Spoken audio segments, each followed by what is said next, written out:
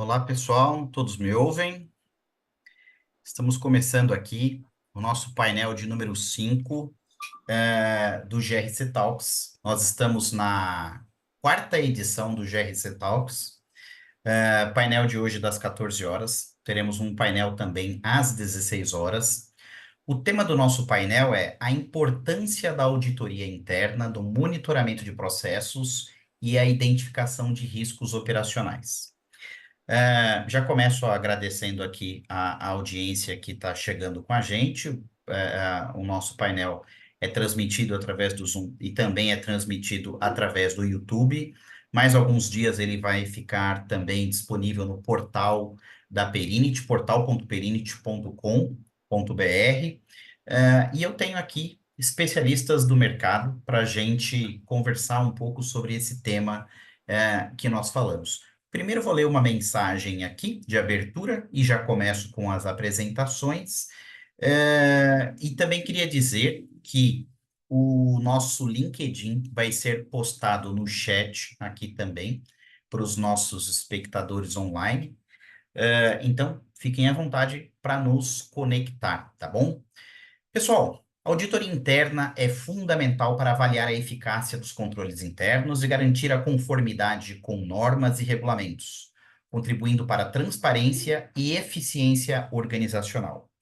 O monitoramento contínuo dos processos permite identificar falhas, otimizar operações e apoiar a tomada de decisões mais ágeis. Já a identificação de riscos operacionais ajuda a prevenir perdas, proteger a reputação da empresa e assegurar a continuidade das atividades.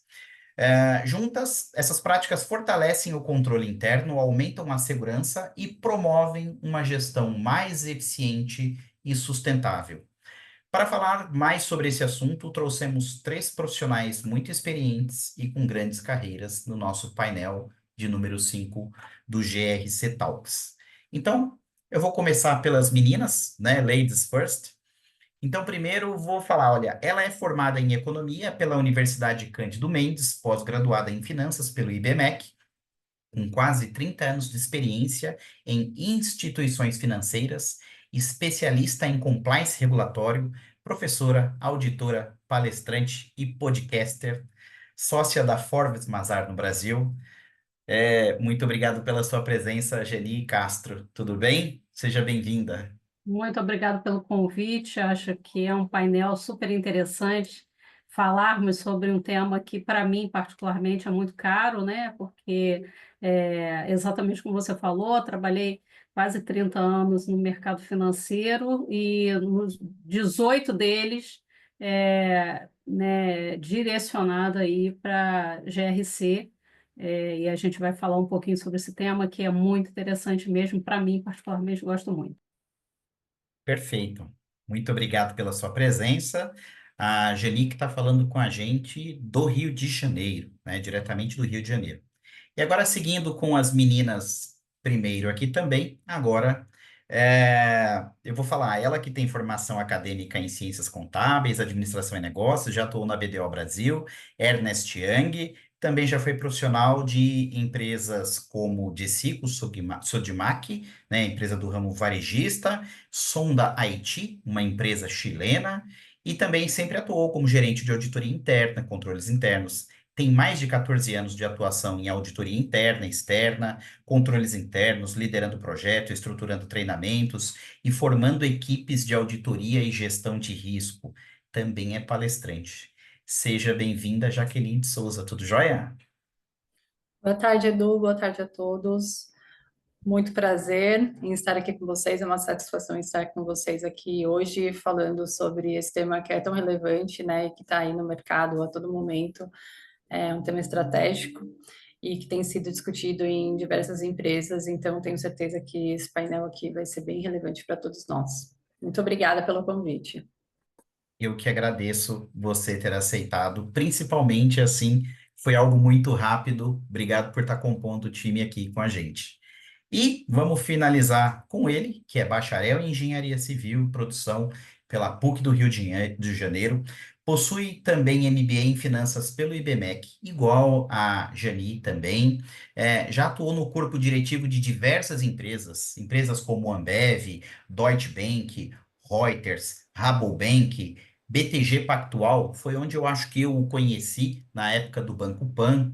E também já trabalhou no grupo Travelex Confidence, né, o Travelex Bank, um banco de câmbio, né? Enfim, membro de comitê de auditoria do Banco Investimento, membro independente de comitê de risco da Caixa e atualmente é membro de comissão de gerenciamento de riscos corporativos do IBGC. Eu sei que ele é professor também, ele falou, não me chama de professor, então não vou te chamar de professor. Luiz Henrique Lobo, muito prazer, obrigado por estar aqui com a gente também. É um prazer estar aqui novamente, o segundo ano seguido aí, prestigiando esse evento de altíssimo nível, alta qualidade. Então, eu espero hoje poder contribuir um pouquinho sobre a perspectiva da governança. Como é que a auditoria e a visão da alta governança a gente tem desse papel do auditor nesse processo da governança dos riscos. Perfeito, perfeito. Eu vou falar para o Bueno que está aqui no nosso background, aqui nos apoiando. Pode lançar, por favor, Bueno, o link da pesquisa de maturidade de auditoria. Esse link que vai ser publicado, ó, que ele acabou de publicar, ele vai ficar disponível aí por 45 dias. A Perinte quer ter o máximo de respostas possível, que for possível, e depois nós vamos publicar o resultado desse estudo lá no portal.perinte.com.br, tá bom, pessoal? E aí fiquem à vontade, todos vocês poderão fazer download, enfim. E com relação a esse texto de abertura que eu fiz aqui, muito disso daqui tem a ver com o texto que foi publicado no LinkedIn do Luiz Lobo hoje. Eu li ele publicou no grupo Hack, e eu li no LinkedIn. Recomendo que as pessoas, ao conectarem o Luiz Henrique Lobo, acessem ali, aceitem ali uma atualização diária de insights interessantes que ele traz todos os dias, e tem muito a ver com esse nosso texto de abertura aqui, né? Então, primeiramente, eu queria que vocês falassem um pouco da experiência de trabalho, financeira ou não. Sei que a Jani e o Luiz Henrique Lobo são mais voltados para o meio financeiro. A Jaqueline atua com auditoria, só que mais voltada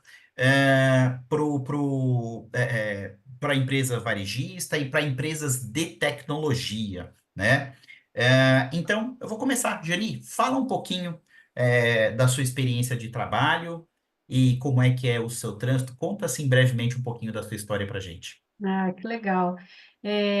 Como eu falei, né, eu trabalhei por quase 30 anos no mercado financeiro, em instituições bancárias, corretoras de valores, câmbio também, e 18 deles foi à frente exatamente de um departamento de controles internos, que naquela época, sob a égide lá da 2554, consolidava ali, né, todas as iniciativas voltadas para controles internos, gestão de riscos, compliance e auditoria interna, porque não havia ali uma regulação, né, direcionada para esse tema, e se havia a permissão, né, em minhas palavras aqui, da coexistência, né, dessas atividades numa estrutura única. Então, muitas entidades, principalmente pequenas,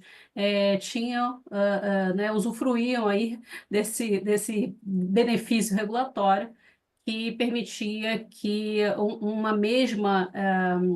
mesmo departamento, né, fosse ali responsável por essas iniciativas. Então, desde 2004, né, eu já era head de áreas de GRC, ou controles internos, ou compliance, e naquele momento nós realizávamos desde todo o entendimento dos riscos, né, de natureza regulatória e operacional, mas também de prevenção à lavagem de dinheiro naquele momento, né, que tudo estava sob essa mesma estrutura. E é bem interessante porque, apesar de hoje nós termos aí, né, o conceito de 3 linhas de defesa, naquela época isso não era tão claro, ou não era discutido, né, ainda não existia esse termo né, em voga, de fato.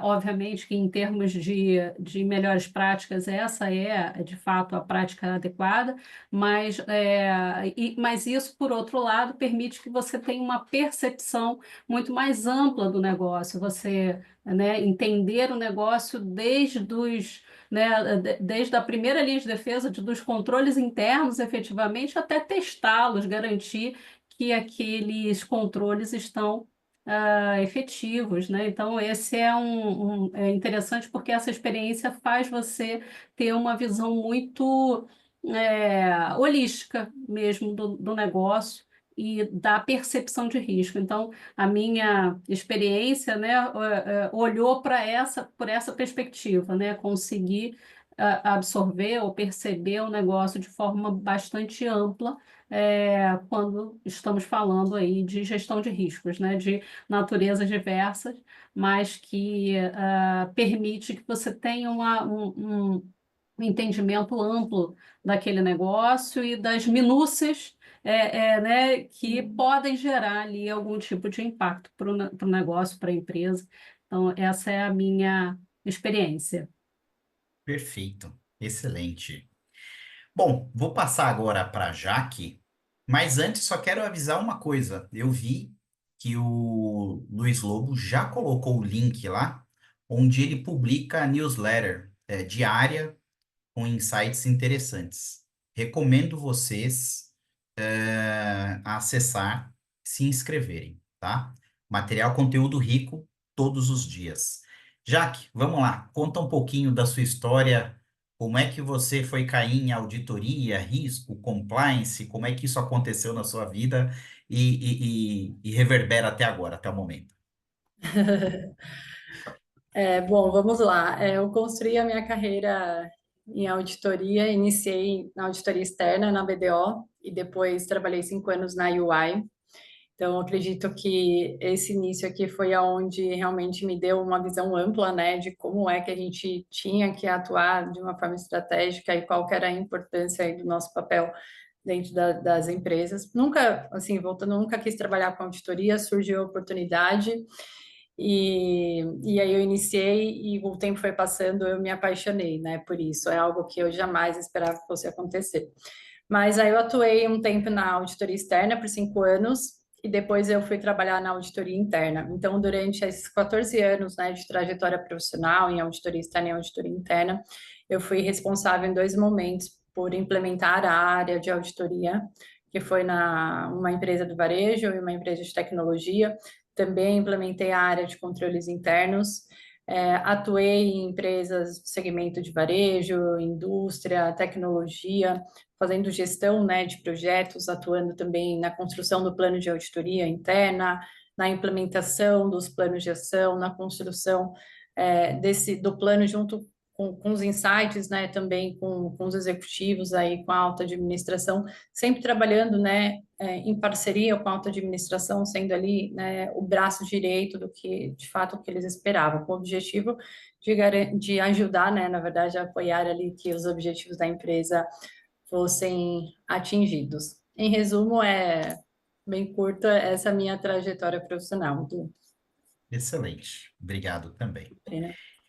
E Luiz Lobo, vamos lá, conta um pouquinho aí da sua jornada até o momento atual, que a gente sabe que ela é longa e é presente no dia a dia, mas vamos lá, conta pra gente. Vamos lá, deixa eu começar desde o início. Como você falou, eu me formei no Rio de Janeiro, comecei minha carreira com engenharia, construí CE no Flamengo e na Rocinha, construí o metrô de Copacabana, e depois essas obras pararam, entrei para o mercado financeiro, antigo, finado e saudoso Banco Boa Vista, um banco de middle market, onde trabalhei primeiro na área de crédito, depois fui para a mesa de operação, ser trader. Comecei com os primeiros derivativos no Brasil, fazer arbitragem, título público e derivativos. Eu era do tempo que as pessoas faziam conta ainda numa HP12C, e eu tinha um dos primeiros micros, que eram 386, DOS, Lotus 123, e eu fazia várias contas ao mesmo tempo na planilha e ver as arbitragens que eram possíveis e ganhava bastante dinheiro com isso, saindo na frente. O mercado era bem diferente do que é hoje tecnologicamente. Mas eu sempre fui tecnológico e sempre usei isso a meu favor. E aí o banco, em 94, 95, quando o mercado brasileiro abriu internacionalmente, ele quis fazer uma captação, teve um rating muito ruim, e a empresa de rating, se não me engano era Standard Poor's, ela resolveu, deu uma nota abaixo do mínimo necessário para a emissão lá fora. O banco perguntou para ela o que era preciso fazer. Falou, olha, você precisa criar uma área de risco de mercado, liquidez, ter política, ter limite, porque o próprio head trader, chefe da mesa, naquela época que a gente chamava, ele que fazia o que ele queria, não tinha limite, não tinha nada disso. Era um mercado completamente diferente do que a gente tem hoje, em termos de maturidade e gestão de riscos. Foi assim que eu entrei na área de riscos, e dela, de alguma forma ou de outra, nunca saí ao longo dos últimos 30 e poucos anos, tá? Aliás, 30 anos, vai fazendo que vem 30 anos. E passei por diversas instituições, como Chief Risk Officer, como um guarda-chuva bem amplo, que incluía várias áreas, tá? Até mais recentemente, quando eu fiz uma migração de carreira, saindo muito do executivo, indo mais para o consultivo, participando em conselhos e comitês, no que eu chamo de governança da gestão de riscos, onde eu comecei a perceber que eu tinha muito mais a agregar com toda essa experiência, toda essa vivência, passando por tantas crises, do que no próprio dia a dia. Trazer um pouco desse conhecimento, dessa experiência, que é um pouco, como você falou, eu tento passar nessa newsletter, nesse grupo de risco, que surgiu, inclusive, quando eu vim para São Paulo em 98, eu fui ser vice-presidente da BBC para exatamente difundir essa cultura de riscos. E aí a gente fazia um evento uma vez por mês, eu acho. Nunca dava tempo. A gente tinha e-mails, que trocava listas de e-mails grandes. Usou uma primeira ferramenta que era o Yahoo Groups, que era um LinkedIn da época, vamos chamar assim, muito limitado. E depois Certo. disso, esse grupo foi crescendo e agora eu estou reativando ele, depois que eu voltei a ter um pouquinho mais de tempo, quando eu saí do executivo. De qualquer maneira, a ligação, eu sempre fui uma pessoa de gestão de risco, mas eu sempre tive, e eu sempre vi a área de auditoria como uma parceira. Para mim, estamos juntos na mesma direção, remando na mesma direção, um jogo quadrado, cada um com a sua independência, mas precisamos ter um alinhamento, que é um pouco da mensagem que eu pretendo passar aqui ao longo da palestra. Fico por aqui porque temos muito mais o que falar. Perfeito, perfeito. Você sabe, assim, que um pouco disso que nós falamos, né, nessas apresentações, eu também comecei a minha vida profissional em banco, comecei no Bradesco, em 1996, onde eu entrei como estagiário, fazia faculdade de administração de empresas. E aí foi lá que eu fui ter acesso a uma área de controle de contas, controles internos, né? Enfim, naquela época eu trabalhava numa área de controle de contas do exterior, e o Bradesco tinha as contas no exterior, e naquela época ainda não era euro, né? Então eram as pesetas espanholas, a lira italiana, o marco alemão, enfim, o xelim austríaco, todas as moedas da Europa antes de existir o euro efetivamente, né? E foi lá no Bradesco que eu tive também, que eu conheci, que eu fui saber o que era a Basileia, onde eu tive o contato com o SOX, enfim. E a Jani comentou uma coisa que eu achei interessante. Eu fiquei por quase 15 anos no Bradesco. Eu saí do Bradesco em 2010 para ir para a Perinit, onde eu estou hoje já há 15 anos, né? Completei 15 anos em março. Até enquanto eu estava no Bradesco, não se falava muito das três linhas de defesa. Você não ouvia falar o que que era a primeira linha, segunda linha, terceira linha, que a terceira linha é a auditoria, que a segunda são as áreas de gestão de risco, de compliance. Quem é a primeira linha? Quem é o auditado? Quem é o efetivo dono do risco? Enfim, né? Então, eu vejo. E outra coisa também, Janice, você mencionou uma regulação, mas eu me lembro da 3380. Eu me lembro da 3380 na época do Bradesco, que eu acho que 2006, eu acho, 2006. 2006, né? Eu me lembro bem dessa regulação, e aí sim, daqui para frente, depois então, em 2017, teve a 4557, e daqui eu já vou começar a tracionar o nosso bate-papo, né? Então, tratando primeiro sobre a auditoria interna, como vocês veem que ela contribui para o mercado financeiro, e aí eu estendo porque a Jaque é de multissegmentos, para os demais segmentos, evoluindo ao longo desses últimos anos. Você vê que aqui nós já pegamos um intervalo histórico, né? E achei interessante também o Luiz Lobo falar. Naquela época, quem fez a avaliação de risco foi uma agência de avaliação do exterior, Standard Poor's. Eu acho que antigamente só tinha basicamente a Standard Poor's, a Moody's e a Fitch, né? Eram as agências que já avaliavam e esses assuntos aqui no Brasil não se tratava, né? Quando falava em avaliação de risco, de rating, eram essas empresas no exterior. Então, como é que vocês veem a evolução da auditoria para o mercado financeiro, para o mercado de tecnologia, né, para o mercado de varejo, porque aí existe também um ponto interessante. Mercado de varejo e tecnologia não é regulado como o mercado financeiro, mas nós na Perintes temos muitos clientes, por exemplo, do mercado varejista, clientes de outros mercados não regulados. E como é que vocês veem essa evolução que vem acontecendo ao longo desses anos? Fique à vontade, quem quiser começar a falar. Eu vou fazer aqui uma regressão quase, né, no contexto regulatório, porque para a gente fazer aí acho que compor aí um pouquinho esse histórico. Eu falei originalmente da 2554 e, né, que era aquela regulação para o mercado financeiro que consolidava esses temas, né, mas que não dava nome aos bois, dentro do contexto de auditoria e gestão de riscos, por exemplo. Se falava de controles internos, tinha a preocupação, né, desse entendimento de riscos, no entanto, né, não havia o termo, né, e essa prática, né, de segregar aquelas atividades de forma clara. Só foi em 2017, com a 4588, que o Banco Central estabeleceu um regramento específico para a atividade de auditoria interna, para você ver que foi de 98 até 2017, 17. com uma regulação muito ampla, obviamente que tinha ali uma regulação específica de gestão de gestão de risco já, mas que ainda assim, apesar dessa ausência da regulação, as entidades, né, bancárias, o mercado financeiro como um todo já atuava com a prática de auditoria interna. Então, eu entendo que ainda que houvesse uma regulação não direcionada nesses termos, porque a gente, né, você fez essa ponderação em relação ao mercado regulado e o não regulado, mas aí a gente faz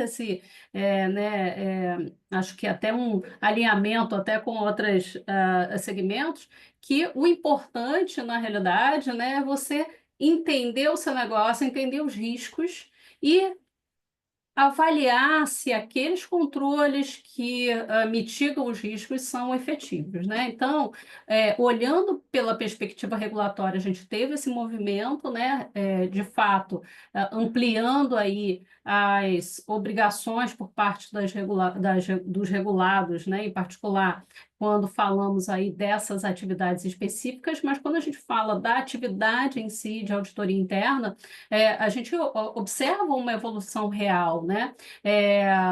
Inicialmente, né, a preocupação estava eventualmente muito vinculada a essas as questões de controles internos mesmo. Então, se avaliava, né? Obviamente, estou falando aqui de uma forma geral, é claro que entidades são distintas umas das outras, algumas, né, têm uma maturidade muito maior do que outras, mas, no geral, quando a gente, né, faz um corte, minimamente se avaliava a efetividade dos controles, olhando os controles internos efetivamente, né? Olhando aquilo que gerava potencial risco de perda para as entidades. Então, tudo que estava relacionado a riscos de mercado, riscos de liquidez e de crédito, era algo que era muito visado em termos de entendimento de controles para garantir que você não ia ter uma perda significativa, né? Quando falamos também de prevenção à lavagem de dinheiro, que era algo também muito, né, era uma preocupação frequente, porque o regulador cada dia mais estava, né, atento a essas questões. Eu vejo muito que essa evolução ela se deu também por força da própria supervisão do regulador, ou seja, quanto mais ele ia para determinados temas, as entidades se preocupavam em avaliar se aqueles controles estavam sendo efetivos. Então, essa é a minha percepção quando a gente fala desse desenvolvimento desses temas dentro do mercado em geral e como isso se refletiu né, na preocupação do auditor em termos de avaliação da efetividade ali dos controles. Hoje eu acho que, né, isso já está ultrapassado. Né, essas estruturas de auditoria interna, seja elas internas, né, por força da própria regulação ou terceirizadas, elas já vêm com uma carga de maturidade muito grande.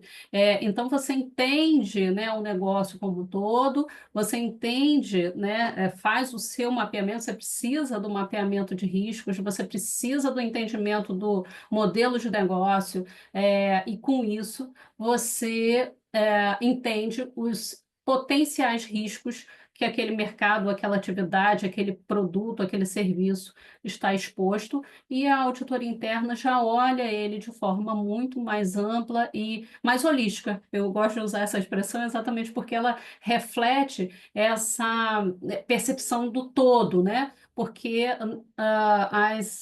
hoje a auditoria interna não está olhando especificamente aquilo que o regulador né, já vem ali pressionando por alguma forma em função da supervisão. Hoje, as entidades elas se preocupam efetivamente para garantir que seus controles são suficientes para garantir aqueles riscos, né, que aqueles riscos não se materializem.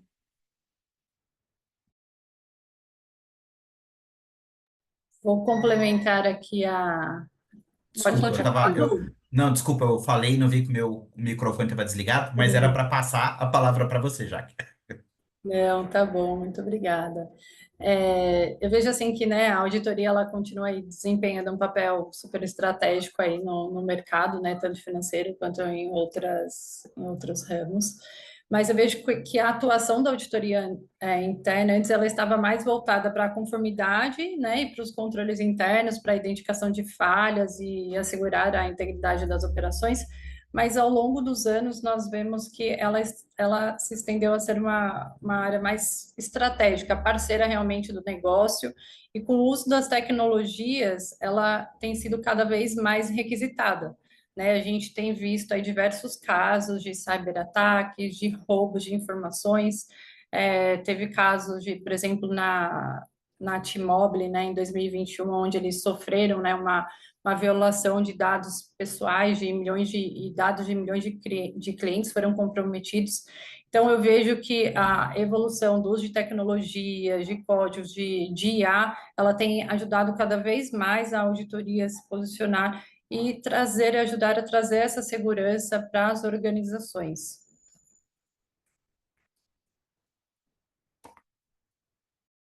Está no mudo. Eu preciso me habituar a ligar o meu microfone. Eu acho que o seu olhar acaba sendo um pouquinho diferente, mais complementar à visão da Jani e do Luiz Lobo. O Luiz Lobo já vai falar, mas é porque eu acho que para os segmentos não regulados, Bacen, SUSEP, Ambima, enfim, os elementos que são força de regulamento ou de framework poderoso é o IPPF, né, o International Professional Practice Framework do IA global, a ISO 31000, né, o COSO, esses são os elementos, e claro, leis como a 12846, a lei anticorrupção, para quem está no mercado público aí, por exemplo, eu acho que é 13303, se eu não me engano, né? Ontem nós tivemos um painel que tratou a respeito de uma regulação que eu já vi o Luiz Lobo escrever na sua newsletter, que é sobre a Orça, que é uma nova regulação da SUSEP, que trata aí a questão da solvência, né? E aí, só fazendo uma última perninha antes de passar a palavra para o Luiz Lobo. O ano de 2017 foi um ano agitado aí, né, em termos de regulações para Conselho Monetário Nacional, Bacen, né? Porque foi esse ano que saiu a 4588, que a Jani mencionou, saiu a 4557, a GIR, né, a Gestão Integrada de Riscos, que me parece, né, Luiz Lobo, que foi o ano que se instituiu a figura do Chief Risk Officer, né? Que foi um papel que você desempenhou em alguma das companhias que você passou, né? Também se criou regulação a respeito de cibersegurança para as empresas financeiras, de compliance. Fica à vontade, Luiz, para dissertar sobre tudo isso. Então vamos lá, deixa eu começar pelo final, depois eu vou voltar como é que eu vejo a evolução da auditoria, tá? Mas eu acho que a 457 veio para formalizar o que era uma coisa que já existia, vamos chamar de gerenciamento dentro do mercado, que era uma visão integrada de riscos. E foi um passo importante porque toda vez que vem uma nova regulamentação, o mercado como um todo, e não apenas aquele grupo de elite que sempre sai na frente, percebeu que precisava ver a gestão de riscos de uma forma integrada, que as coisas estavam interconectadas. Aliás, eu digo mais, cada vez mais a gente percebe essa interconexão entre os riscos. Então não dá para falar hoje, como a Jaqueline falou, de um ataque cibernético, se depois isso não vai ser um gatilho, por exemplo, para uma perda de um risco financeiro, ou um risco reputacional, ou qualquer outro tipo de perda. Então as coisas estão interconectadas. E eu acho que a 4557 veio como primeiro passo, aliás, é muito educativo, porque ela é principiológica. Eu acho que cada vez mais, inclusive as normas do Banco Central, falam mais em princípios do que em formas de como fazer. Passa um pouco da responsabilidade, obviamente, para quem vai fazer, dizendo, olha, esse aqui é o princípio, esse é o caminho, essa é a direção. Tá? E eu acho que nesse sentido, a 457 foi muito importante, tá? Mas não que isso já não existia antes, tá? Eu acho que foi mais uma formalização. Mas voltando agora ao ponto que elas comentaram sobre... Eu queria pegar 3 pontos, marcos, na minha opinião, que foram super importantes, que mostram bem como é essa evolução. Eu acho que o primeiro, você mesmo falou, eu não sei agora exatamente quando foi isso, mas imagina que há uns 10 anos atrás, quando o IIA, que é o Instituto de Auditoria Internacional, soltou esse conceito das linhas de defesa, que é um conceito, a princípio, até básico, mas ele é muito importante e muito relevante. Foi porque, a partir desse momento, que as pessoas entenderam qual era o seu papel e a sua e que cada uma tinha uma relação entre si. Então, não dá para a gente falar em gestão de riscos sem a participação de cada uma dessas linhas. Desde a primeira linha de defesa, que passou a entender cada vez mais o seu papel de ele gerir o risco. E eu acho que continua sendo até muito comum quando você tem uma empresa ainda não muito madura, de você ouvir de uma área social, recursos humanos, até jurídico, dizendo o seguinte: olha, eu não tenho risco, quem gerencia risco é a área de riscos. Isso não é problema meu. Meu problema meu é ganhar dinheiro, é pagar a folha corrente, defender o banco no processo. E aí esse entendimento começou aí a mudar. Isso é um aculturamento difícil, de longo prazo, e que todos nós precisamos trabalhar, principalmente a segunda linha.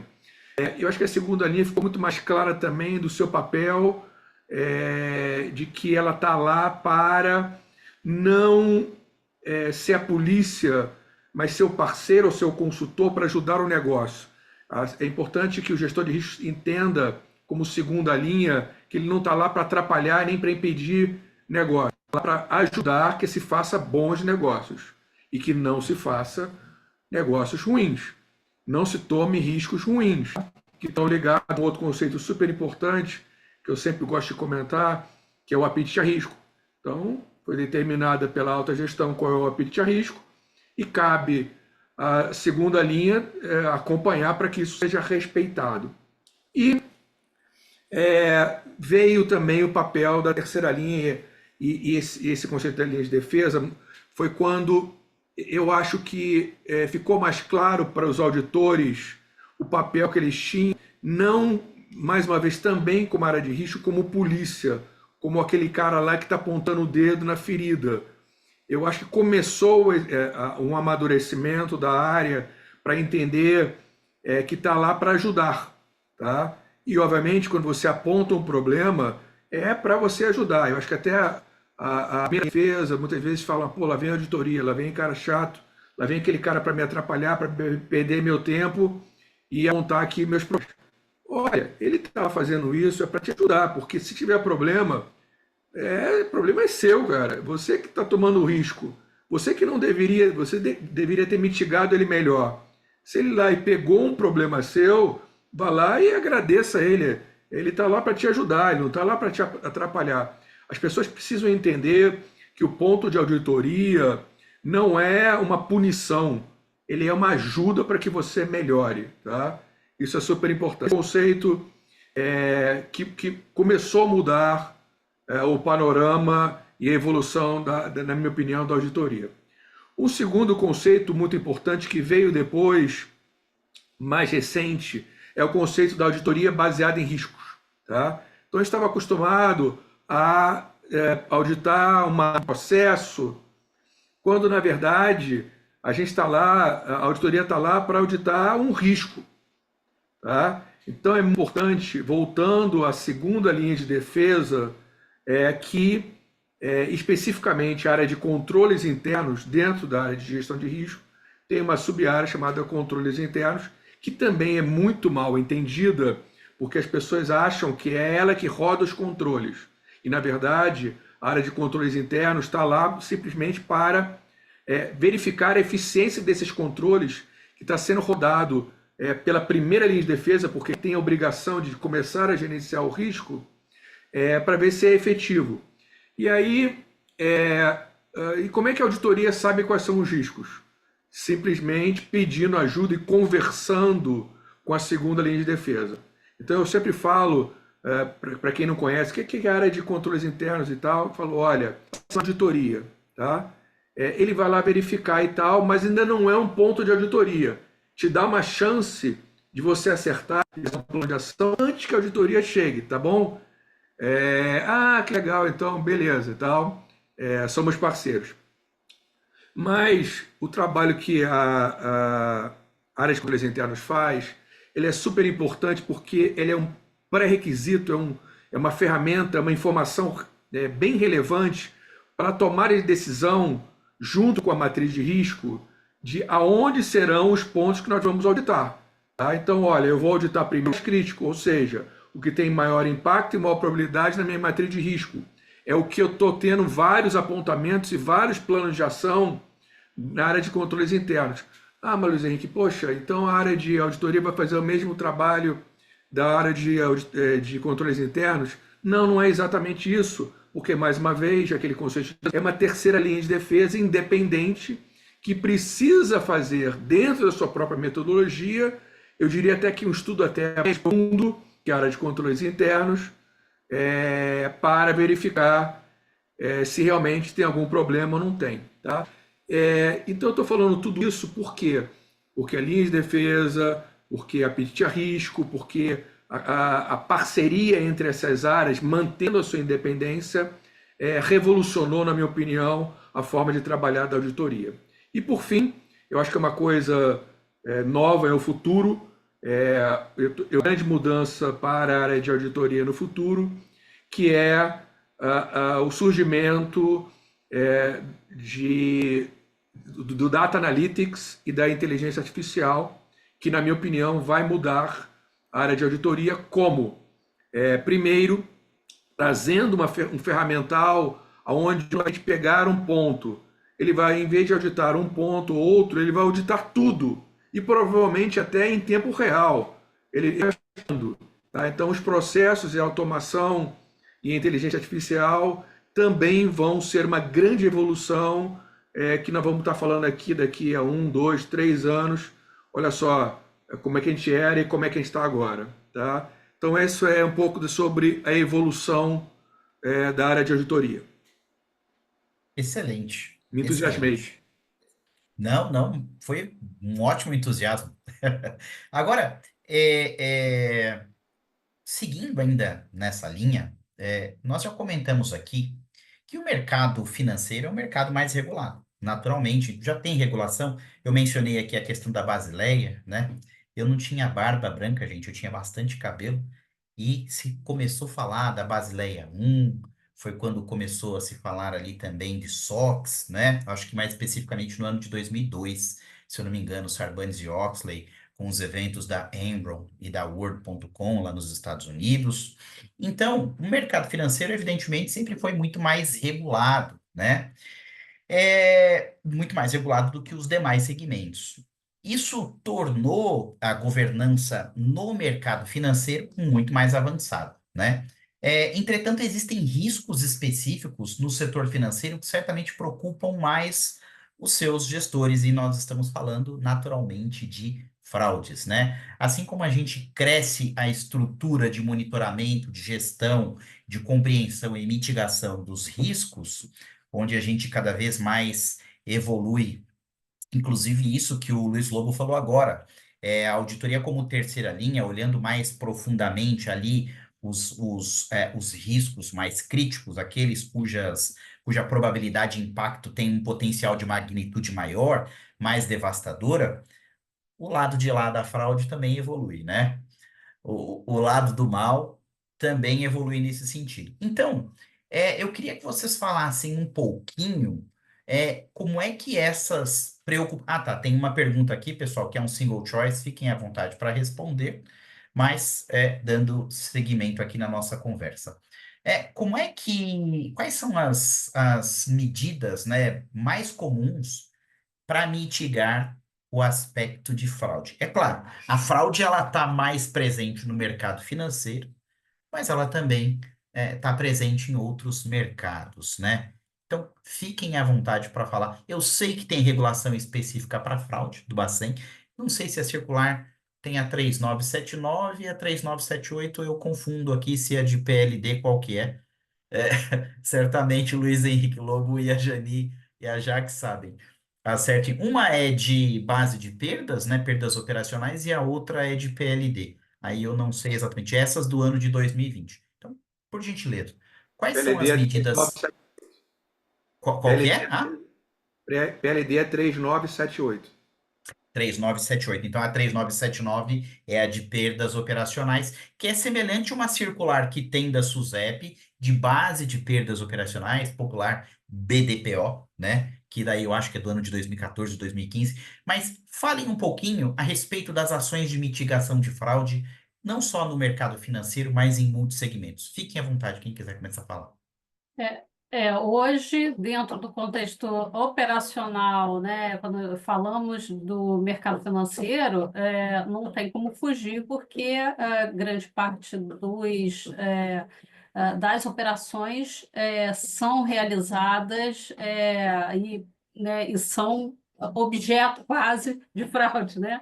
Desde uma operação de cartão de crédito, uma operação de crédito, uma operação de transferência. Então, hoje há inúmeros mecanismos né, de fraude e cada vez mais em função da digitalização das operações, cada dia mais isso se torna também né, as fraudes têm sido cada vez mais também digitais, né? Têm se tornado menos pessoais e mais digitais.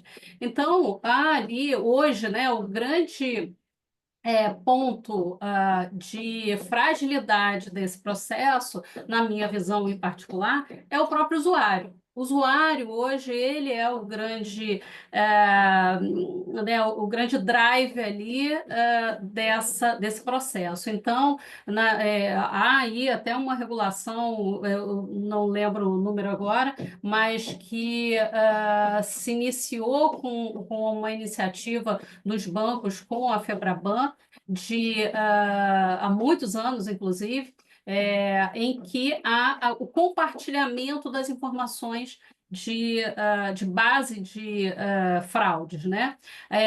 E outra, né, por consequência, que era a educação cada vez constante do próprio usuário, do próprio correntista, porque, no fim, ele é o ponto, né, nevrálgico aí desse processo e que, por meio de engenharia social, de uma série de situações, ele consegue, né, os fraudadores têm conseguido aí, né, utilizar essa fragilidade para realizar as fraudes, e fraudes muito significativas.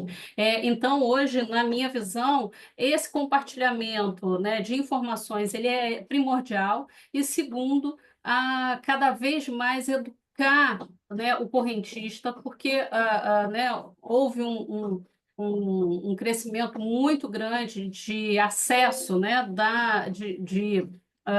de correntistas no mercado bancário, e essas pessoas, muitas delas, não estão preparadas, de fato, para né, receber, entender e se proteger por si só dessas situações, mas que são as grandes vítimas, mas, por outro lado, afetam também ah, a reputação dos bancos. Então, é extremamente importante, obviamente, que hoje você tem estruturas muito maduras e muito grandes, né, de prevenção à fraude dentro das empresas, dentro dos bancos principalmente, mas, por outro lado, você tem outras ações e uma delas é essa, a educação do usuário final, porque isso é muito relevante hoje para o mercado e para proteger não só o indivíduo, mas também a reputação das entidades. Perfeito, perfeito. Fique à vontade, quem quiser dar Tá? sequência. Eu vejo, Du, que esse tema de fraudes, a gente precisa ter uma atuação muito forte, né, na primeira linha mesmo, a primeira linha fazendo a gestão ali de riscos, garantindo que os controles foram implementados, que políticas estão sendo bem documentadas, estão sendo divulgadas, que treinamentos estão sendo aplicados no tempo necessário, e ter um monitoramento de como estão sendo geridos esses riscos, né? Quem é que está executando tal função? Será que eu apliquei uma segregação de função, de fato, naquela área? Será que eu estou conseguindo, de fato, monitorar aquelas transações que podem aí ter alguns desvios, né, significativos, vice-versa? Então, o uso também eu vejo que o uso também, né, de ferramentas aí, tanto de RC como Data Analytics, ele fortalece esse ambiente para que a gente consiga enxergar de forma tempestiva ali, proativa, o que está acontecendo, né? Também o uso a implementação de auditorias contínuas, onde a gente consegue identificar ali red flags, né, e atuar rapidamente com a alta gestão. Então, eu vejo que a linha de frente, é claro, a primeira linha, é claro, ela tem um papel totalmente muito importante, né, nessa gestão de riscos, mas a gente precisa ter a junção de todas essas linhas ali trabalhando e garantindo que a gente não tenha, né, nenhum desvio dentro da organização. Perfeito, perfeito. A Jaque fala isso com propriedade porque ela manja ali dos BIs, de Data Analytics, de Python, Uhum. né? Enfim, né? Vamos lá, Luiz. Vamos lá, então, deixa eu dar também minha visão aqui. Eu tenho que concordar que o elo fraco é sempre as pessoas, tá? Então, existem basicamente dois tipos de fraudes, as internas e as externas, tá? E eu queria também, inclusive, aproveitar a fraude interna para lembrar que fraude não acontece só no mercado financeiro. As americanas estão aí para mostrar exatamente como é que é o impacto que uma fraude Exato. interna pode fazer com uma empresa daquele padrão, daquele nível. E normalmente a fraude interna ela tem a ver um pouco com cultura e com integridade. Tá? Então são coisas que são super importantes. Na hora que você fala, não é só controle. Sim, controles são importantes. Tá? E eu acho que a SOX, você foi comentada até inclusive cedo, ela veio também de um problema de fraude em uma grande empresa americana e foi uma reação do mercado, do regulador, de tentar responsabilizar as pessoas e exigir um nível de controle, principalmente sobre contabilidade, sobre os lançamentos contábeis, trazer a transparência é super importante. Só que deve ter uns 20 anos e a gente continua vendo problemas americanas que foi exatamente igual o que aconteceu. Então é muito importante e eu defendo bastante que a gente tenha a SOX brasileira. A SOX brasileira para o mercado financeiro já existe através do Banco Central. Então, como você falou, é um mercado bem regulamentado, então a responsabilização das pessoas, tá? Mas e fora do mercado, como é que fica, tá? Então é importante que o restante também tenha, principalmente as grandes empresas, principalmente as listadas, sistemicamente representativas, também tem uma responsabilização sobre isso, tá? Não dá para ficar assim dessa forma. A gente está começando a ver agora um pouco de informação que está saindo nos processos e eu fico surpreso com as coisas que eu estou lendo a respeito, tá? Então, controles também é importante, mas não é a única coisa que salva, tá? Obviamente, eu queria falar um pouquinho sobre fraudes externas, porque é um assunto que me preocupa bastante. Eu trabalho num comitê de riscos de um banco comercial, um grande banco, que tem uma presença digital importante. Inclusive, durante a pandemia, ele criou o maior banco digital do Brasil. Então, eu tenho sim uma preocupação muito grande em relação a fraudes. E eu acompanho de perto dentro desse comitê, então exatamente essa visão de governança, ou seja, a alta administração olhando com carinho esse assunto de fraudes, porque é preocupante. Por que é preocupante? Por alguns motivos. O primeiro deles é que nós, principalmente depois da pandemia, acelerou a migração para o mundo digital. Então, pessoas que não eram digitais, que não tinham, inclusive, uma bancarização, nem bancarização, quanto mais bancarização digital, migraram até por força maior, tendo que começar a trabalhar e operar, e muitas vezes essas pessoas, como dito pelos outros panelistas, não estavam preparadas para isso, tá? Então, cabe sim aos bancos e a FEBRABAN e outras associações trabalharem num preparo dessas pessoas para não cair nesses golpes que não param de surgir, tá? Eu tenho um ponto que eu não consigo entender, é a facilidade, já que os bancos são muito cobrados para que atuem, para que evitem as fraudes, eu não consigo entender por que não existe um regulador fazendo a mesma coisa no veículo que é usado pelas fraudes.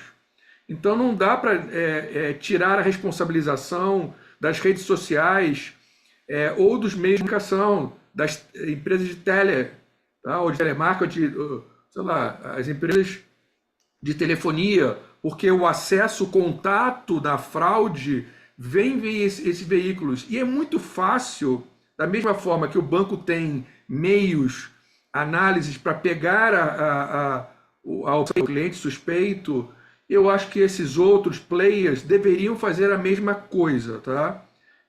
Fazer a sua parte. Depois terceirizar e dizer o seguinte: a responsabilidade é do mercado financeiro sozinho de acabar com a fraude. Todo mundo tem sua responsabilidade. É igual a lavagem de dinheiro, tá?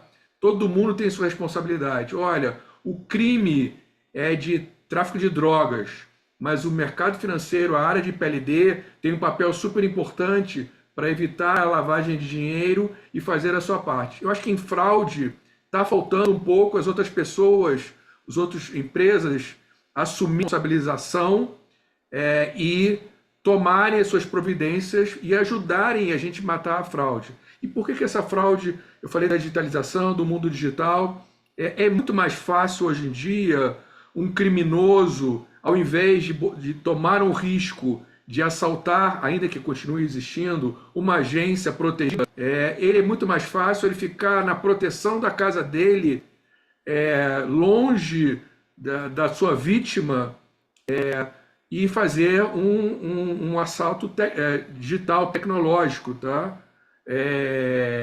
Mas esse cara é um criminoso igual um assaltante de banco, tá? Igual Exato. assaltar uma saidinha de banco. É igualzinho, não tem diferença, é um Exato. criminoso igual. Tá? Então, eu diria que eu queria complementar o que a Jani já tinha falado, que é uma responsabilização e todo mundo ajudar. Não adianta deixar só a área de risco ou só o mercado financeiro tentando acabar com as fraudes. Essa era a mensagem que eu queria passar e vamos deixar espaço para as próximas perguntas. Sabe, eu achei muito interessante isso que você falou, Luiz, com relação à responsabilização de outros entes envolvidos, não somente com a instituição financeira, com os bancos, né? Por exemplo, você mencionou as empresas de telecomunicação, as empresas que permitem o acesso, né, via internet aos aplicativos. Eu posso falar isso pela experiência do quanto meus pais são frágeis. Meu pai tem 75 anos, minha mãe tem 70 anos, e eu vejo o quanto eles são suscetíveis a golpes, enfim, de todas as naturezas, né? E principalmente eles recebem um SMS, minha mãe fica em pânico. Ela me liga e fala: filho, chegou um SMS aqui, eu cliquei, eu queria saber e tal. E eu falo: mãe, não pode clicar, né? Tem que ver assim, mas eu tava parecia tão honesto. Então, assim, realmente esse trabalho de disseminação de cultura, de aculturamento, ele é fundamental mesmo, porque em qualquer coisa tem fraude, né, gente? O criminoso, seja ele um hacker, seja ele um fraudador, seja ele um assaltante de banco ou qualquer outro, um assaltante de apartamento, de prédio, de casas, ele sempre vai buscar aonde está menos protegido. E aí você falou, infelizmente, o menos protegido, o mais vulnerável, normalmente as pessoas mais idosas que não têm essa educação desse mundo digital. E é por isso que eles vão atrás, porque é muito mais fácil. Por que eu vou atrás de assaltar um prédio que não tem um segurança, que não tem uma barreira de proteção? Por que eu vou atacar ciberneticamente uma empresa que não tem uma área de proteção? Porque é fácil, ele quer entrar e sair sem risco. O assaltante também o criminoso também faz a gestão do seu risco. Ele não quer risco, ele quer lucro, tá? E lucro fácil. É isso. E cabe a nós, então, botar as barreiras, impedir as barreiras, para que não seja tão fácil para ele fazer. Porque se for ele fazendo, tá? E nem entrei aqui no ponto da impunidade, que é fundamental, tá? Então, criar dificuldades é super importante, e a educação, seja com nossos pais e pessoas vulneráveis, e quer dizer, não é só pessoa idosa, mas, por exemplo, Sim. pessoas que não estão acostumadas a trabalhar com um smartphone e coloca um aplicativo de banco e ele pede ajuda, você vê, ele se surpreende. Você vai numa agência e você tem pessoas que não conseguem navegar no caixa eletrônico, No caixa tá? eletrônico, no autoatendimento. No autoatendimento, muitas vezes tem bancos que colocam pessoas, estagiários, para ajudarem essas pessoas. E se deixar, mandro ali, que está pronto para ajudar, entre aspas, e na verdade está lá de olho na senha. Tá? Então, proteção de é fundamental e, se possível, dupla autenticação também é outra coisa fundamental. Isso, o popular MFA, né? Isso. Múltiplo fator de autenticação, entre outras coisas. Perfeito, perfeito, pessoal. Olha, nós estamos indo para os últimos 10 minutos da nossa palestra, do nosso painel, e como sempre o tempo voa, o bate-papo é muito bom, flui muito bem, né? Então eu vou passar aqui para uma outra questão, já vou pular alguma dos nossos itens de roteiro, mas eu vou fazer aqui uma provocação que eu acho interessante e super relacionado aqui ao nosso painel, né? O título do nosso painel, ele é um título de importância da auditoria interna no monitoramento dos processos, identificação dos riscos operacionais, e eu queria trazer aqui uma situação. No ano passado, nós tivemos um evento do RAC, o grupo que eu acho que todos nós que estamos aqui participamos, um evento que foi presencial do Board Academy, né, Jaque? E nesse painel teve a participação de um dos nossos colegas, um profissional brilhante, que é o Renato Triciuzzi. Ele foi um dos palestrantes lá naquele dia. E ele trouxe um tema que foi interessantíssimo. Depois que acabou, a gente ainda continuou falando. Ele usou uma frase de impacto, que é assim: olha, gente, eu sou auditor raiz, né? A gente estava falando sobre as novas regulamentações do IPPF que iniciaram em janeiro de 2025, e ele estava falando assim: eu classifico que eu sou um auditor raiz. Ele falou, porque inclusive eu já fui demitido, eu já fui desligado porque eu mantive os meus princípios, a minha ética, a minha integridade. Ele falou, e a gente sempre na verdade, uma área, né, que assessora a alta direção que vai efetivamente tomar a decisão. Então, e aí eu quero pegar um pedacinho do IPPF que diz aqui, né?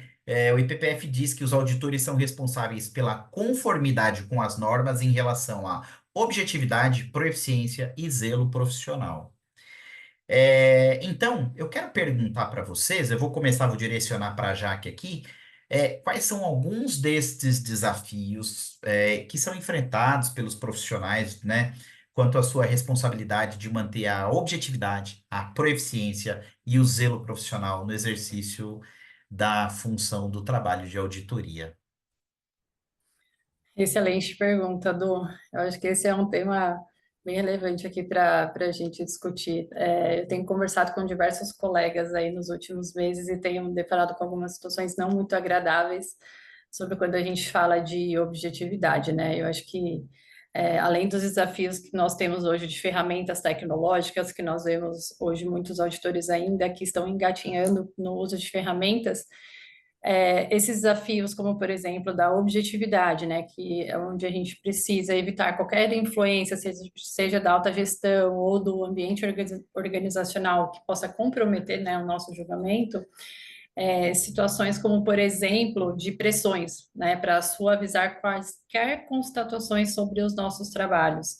E eu vejo que aqui é onde está o maior desafio, é como você, de fato, lidar com essa situação. Então, o auditor, ele precisa ter a clareza, né, que ele tem princípios não só profissionais, mas éticos, né, e aí, até onde vai os seus valores quando você sofre a pressão e quando a alta administração, o conselho, enfim, faz com que você tenta, né, fazer com que que as suas informações, elas sejam alteradas para poder beneficiar alguém. Então, acho que manter, né, a postura profissional, saber ter equilíbrio e, mais do que tudo, a ética, né? E aí começar a avaliar até onde vai a sua ética profissional, né? Porque a ética a gente não compra, a gente não adquire, a gente tem, né? E avaliar os valores. Então, como será que os seus valores, né, estão de fato em linha com a empresa que você está atuando, então até onde vai isso, né? Então a gente precisa fazer essa avaliação, porque isso vai acabar em algum momento fazendo com que você seja exposto né, e fique insatisfeito. Então, e além desses desafios também, eu acho que é o autoestudo, né? Eu acho que isso é algo que a gente precisa fazer constantemente, é obrigatório, a gente precisa se atualizar, estar em busca sempre das melhores tecnologias, das melhores ferramentas de mercado, fazendo benchmark, para a gente conseguir apoiar a organização e ela entender que o papel da auditoria interna de compliance é proteger, né? É ajudar na melhoria de processos e proteger, fazer com que antecipar os riscos, né? Antecipar quaisquer problemas, né? Que possa vir a ir a ser expostos. Mas eu acho que, fechando aqui, eu acho que o principal para mim é a objetividade mesmo, que vai muito em linha com os valores e com a ética profissional. Excelente. Fiquem à vontade, Jani, É, Luiz. eu vou pegar aqui o gancho, né, da Jaqueline, exatamente, eu acho que tem uma palavra que ela usou e que faz todo sentido, está relacionada à ética, né? Primeiro, né, estar num ambiente que eventualmente pode trazer pressões para você, realmente gera muitas, né, um desafio, o desafio se torna, né, muitíssimo maior e o resultado do seu trabalho pode ser colocado em dúvida em função, né, dessa situação, desse cenário de grandes pressões, né? No entanto, além da questão ética, em que, né, você se torna reto ali dentro do que você entende como correto, e dentro do seu conhecimento, da sua experiência, da sua base de informações, é importante também evidenciar aquilo que de fato foi observado. Né, o trabalho do auditor ele é factual, ele está baseado em fatos. Não há opiniões ou julgamentos, e isso tem que ser esclarecido, né, dentro do contexto da operação ou da realização, da execução do trabalho daquele profissional. Obviamente que né, essas expressões elas podem trazer ali uma nuvem, né, sobre o trabalho né, realizado. No entanto, quando se estabelece como base o fato e você tem evidências que garantem que aquele fato, de fato, né, de fato, né, ocorreu ou né, tem ali um potencial risco, porque você tem ali né, os indicadores que demonstram né, aquele processo ali, aquela situação, aquele cenário, ele pode se materializar em termos de perda, é a resposta que você tem que dar de fato, né? Não há um julgamento, e isso é importante, trazer essa percepção de afastar o julgamento, afastar a opinião, porque não é uma opinião, ali é o fato dado, né? Então, acho que essa também é uma forma, né, de trabalhar ou de né, enfrentar esse desafio que é realmente muito complexo, mas que em cima de pilares muito fortes, eles se tornam só mais uma pressão, né, do que efetivamente o resultado. Acho que cada vez mais, quando você tem uma estrutura madura em termos de governança, isso é afastado. Obviamente que cada entidade, cada empresa, cada companhia tem o seu nível de maturidade, mas estamos, acho que, né, nos direcionando para isso. Cada empresa tem esse objetivo também em termos de melhorar né, as suas questões internas para garantir a perenidade da empresa. Eu acho que isso também tem que ser demonstrado. Só Perfeito. complementando antes do Luiz falar, quando a Jenny comentou sobre as constatações, né? É importante ressaltar aqui o papel do auditor, né? sobre a profundidade das análises, porque a gente ainda vê casos onde o auditor ele se depara com uma política e ele se baseia o trabalho sobre uma política, sobre um procedimento e não dá a profundidade necessária. E isso acaba levando a área perdendo a credibilidade, né, e ficando exposta. Então, é importante que exista profundidade em todas as análises para que a gente, de fato, consiga apresentar o que tem de errado, né, o que está acontecendo na empresa para que ações sejam tomadas de uma forma tempestiva. Perfeito. Eu Luiz? queria pegar, então, o gancho rápido da Jaqueline, quando ela comentou sobre os auditores, os desafios na parte de ferramentas, tá? E eu concordo plenamente, mas eu só queria somar em relação a o que eu chamo de risco de modelos, tá? E a dificuldade que a própria área de risco tem de validação de modelos. Nós estamos caminhando no mundo cada vez mais dependente e uso de modelos ou algoritmos, ou como é que você queira que chamar, fórmulas, o que seja, cada vez mais complexos e uso de inteligência artificial. Tá? E eu vejo essa dificuldade já da própria segunda linha de defesa, nas áreas de validação de modelos, de validar esses modelos. Tá? Só que a terceira linha de defesa, ou seja, os auditores, vão ter que validar.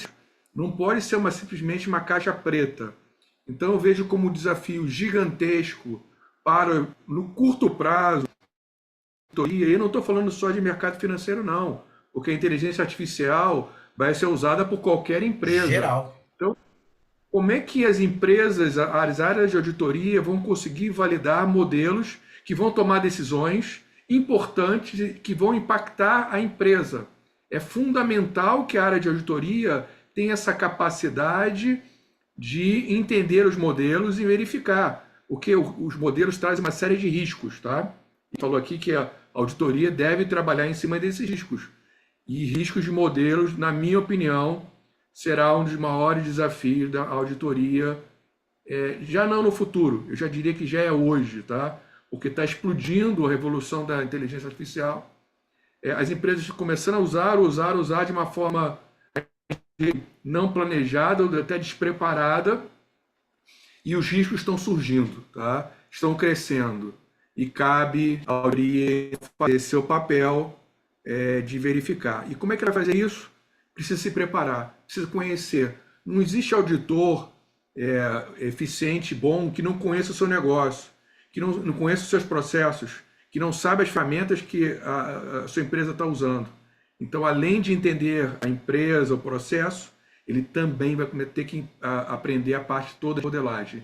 Não é trivial. Comecem a aprender e comecem a se preparar, porque isso será decisivo agora. Fico por aqui. Pessoal, eu agradeço muito a participação de vocês. Vejam só, nós tínhamos aqui, pessoal, falando para a nossa audiência, outros temas para abordar.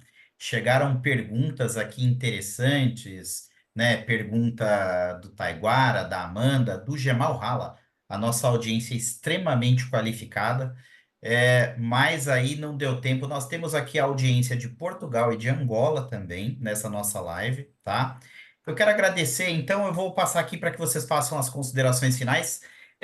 Eu vou começar mais uma vez com as meninas. Jani, fica à vontade. Muito obrigado pela sua participação. Muito obrigado por dividir seu tempo e seu conhecimento com a gente. Poxa, eu que agradeço aí o convite mais uma vez e foi uma honra falar, né, um pouquinho sobre esse tema, como eu falei inicialmente, que é muito querido por mim, do lado de duas feras que também fazem a gente refletir, aprender um pouco mais também sobre esse tema que é tão legal, tão importante e que é um diferencial de fato quando você tem uma companhia, uma entidade que está preocupado de fato com a sua governança, com a gestão de riscos, porque ela já vai na frente dos seus concorrentes que, né, que não estão ali muito preocupados com esse tema. Obrigada mais uma vez aí pelo convite. E a gente que agradece. Hum. Jaque. Du, muito obrigada. Foi um prazer estar aqui com todos vocês, compartilhando um pouco da minha experiência, né, e da experiência de todos. Foi gratificante aqui aprender um pouco com o Luiz, com a Jane. Muito obrigada pelo painel e espero aí que possamos estar juntos em outros encontros. Com certeza. Obrigado pelo seu tempo e pelo compartilhamento do seu conhecimento.